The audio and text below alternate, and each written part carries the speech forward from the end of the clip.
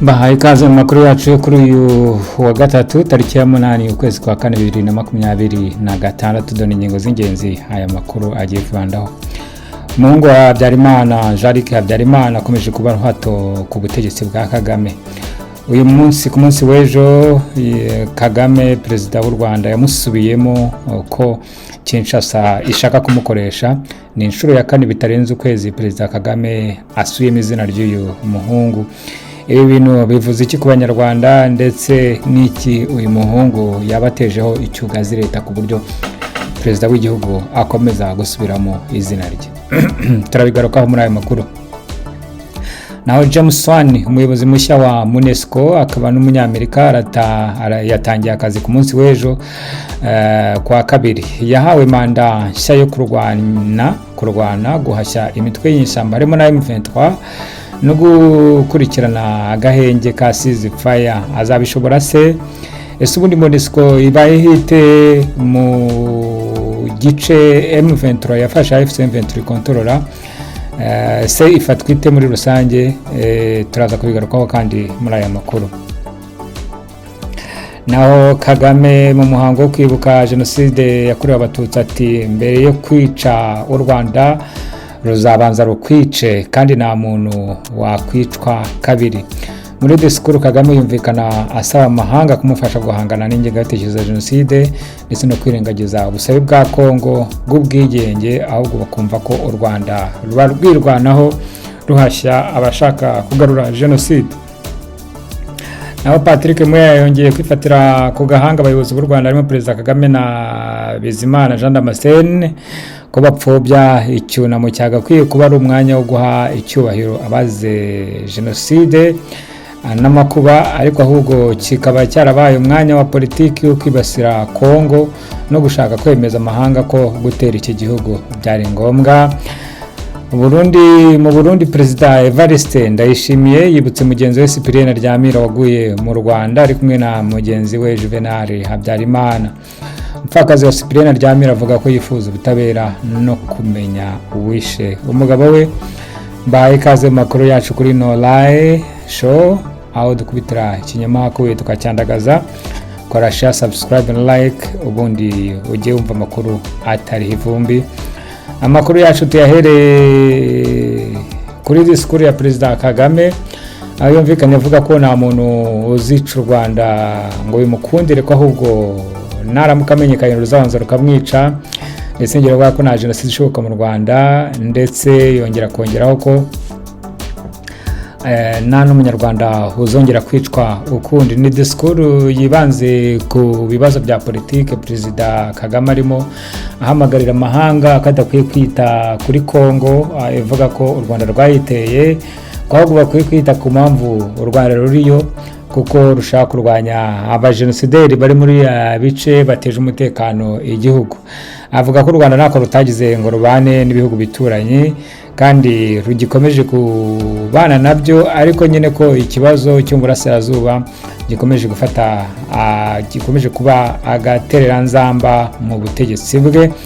Ahamagarira abakuru b'ibihugu ndetse n'imiryango itegamiye kuri leta mpuzamahanga ko bakwiye kwirengagiza uruhare rw'u Rwanda muri Kongo, ahubwo bakaba barufasha mu kwiyubaka no gukomeza kubaka ubumwe n'ubwiyunge. Cyokora abatavuga n'ubutegetsi banenze iyi disikuru bavuga ko perezida Kagame yarinze arangiza disikuru y'iminota 30 irenga atavuze ijambo jenoside yakorewe abatutsi.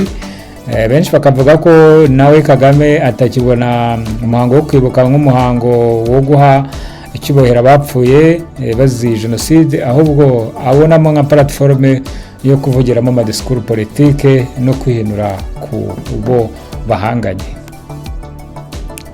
Tukiri kuri aya makuru ya jenoside, ntago byaherereye mu Rwanda gusa. Burundi perezida Evariste Ndayishimiye yibutse mugenzi we Cyprien Ryamira waguye mu Rwanda ari kumwe na mugenzi we Juvenal Habyarimana. Tubitse ko Cyprien Ryamira ari perezida w'u Burundi, yabaye perezida amezi 2 gusa ubundi agahita yicirwa mu Rwanda. Hagati aho ariko nyine tubabwire ko politike y'u Rwanda n'u Burundi biteganye, iyo igikorwa kimwe kibaye hamwe kigira ingaruka cyangwa impact ahandi.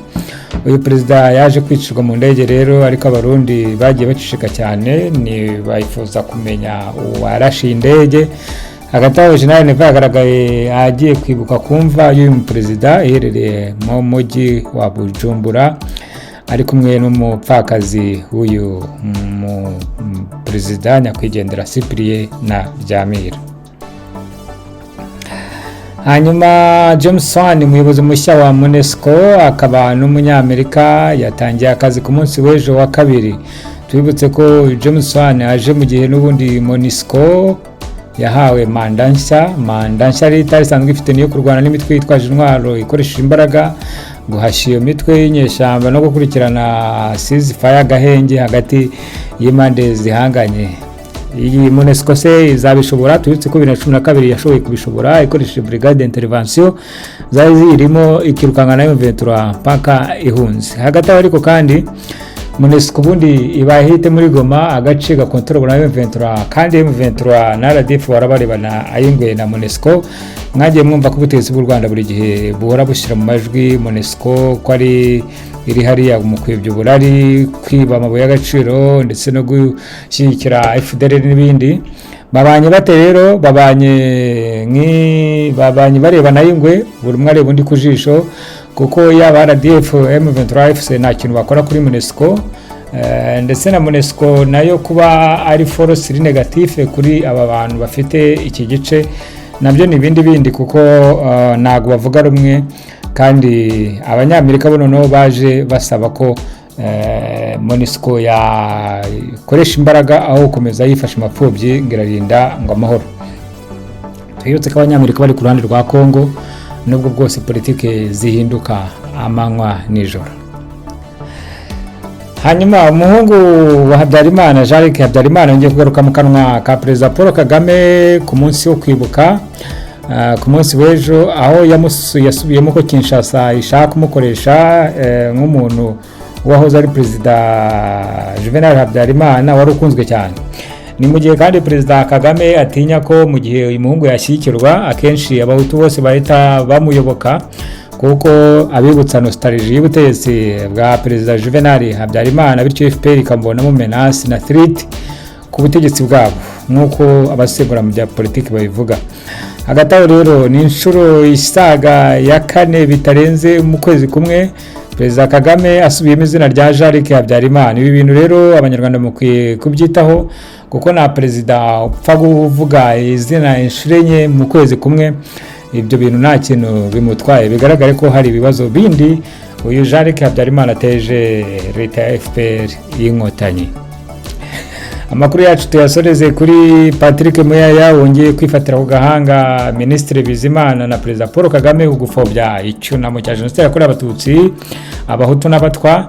Cyagakwiye kuba ari umwanya wo guha icyubahiro abazize aya mahano, ariko ahubwo kikaba cyarabaye umwanya wa politiki wo kwibasira Kongo, ngo no gushaka kwemeza amahanga ko gutera iki gihugu byari ngombwa. Patrick Muyaya yavuga ko jenoside isigaye ari turufu FPR ishira ku bantu, by'umwihariko igeramiwe muri politiki. Nayo bavuga ngo muri Kongo na disikuru z'urwango zihaba, ahubwo ni FPR bizirota ndetse ikanazishikira ikanengegeza umuriro kugira ngo Kongo bayikondane kubera izo disikuru z'urwango. Nyamara avuga ko muri Kongo abaturage babanye neza, na disikuru z'urwango ruhari, ibyo ari bamukanwa gusa ka FPR y'inkotanyi. Reka rero mbashimire ku makuru yacu yo kuri iki gitondo. Uwiteka abane namwe. Amakuru yacu yandi nakagaruka ni mu kanya ku isaha y'isa 7:08. Uwiteka abane namwe. Bye bye.